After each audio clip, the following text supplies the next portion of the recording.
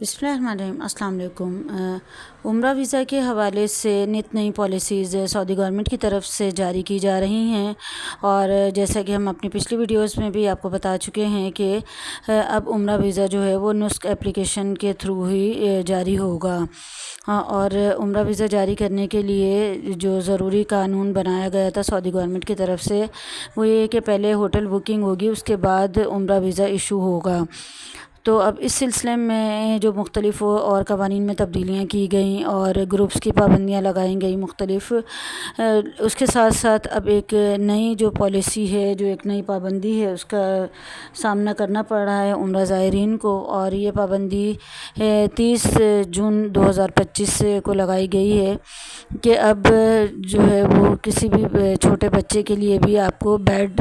لازمی بک کروانا ہوگا۔ پہلے یہ ہوتا تھا کہ 2 سال سے چھوٹا بچہ جو ہے وہ انفینٹ یعنی کہ شیر خوار بچوں میں شمار ہوتا تھا، اور اس کے لیے جو ہے وہ صرف اور صرف ویزا جو ہے وہ لینا ہوتا تھا۔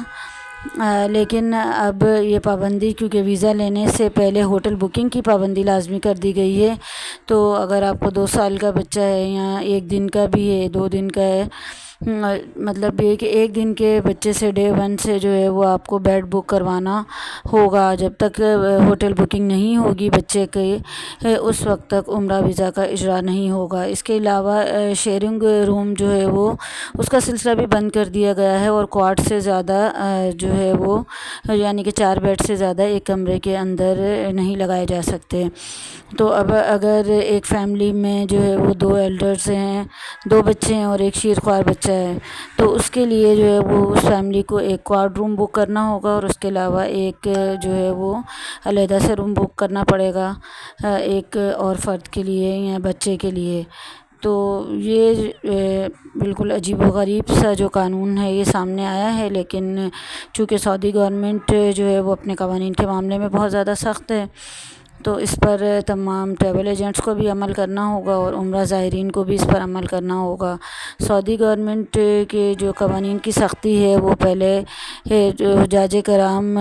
کے جو دور میں ابھی جو حج 2025 ہوا ہے پاکستانیوں کے لیے جو کی گئی تھی، تقریباً 60 سے 70 ہزار حجاج کرام حج سے محروم رہ گئے، لیکن انہوں نے اپنی قوانین میں کوئی لچک پیدا نہیں کی۔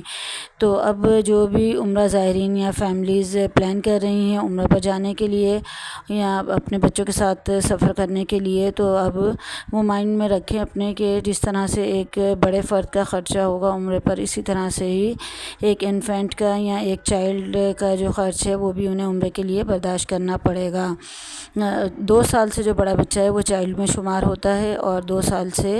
چھوٹا بچہ انفینٹ میں شمار ہوتا ہے، دونوں کے لیے ہی بیڈ لینا لازمی ہوگا۔ امید ہے کہ انفارمیشن آپ کو پسند آئی ہوگی، اور مزید ایسی انفارمیشن کے لیے چینل کو ضرور سبسکرائب کر لیں، اور اگر آپ عمرے کی بکنگ کروانا چاہتے ہیں تو بھی ہم سے رابطہ قائم کر سکتے ہیں۔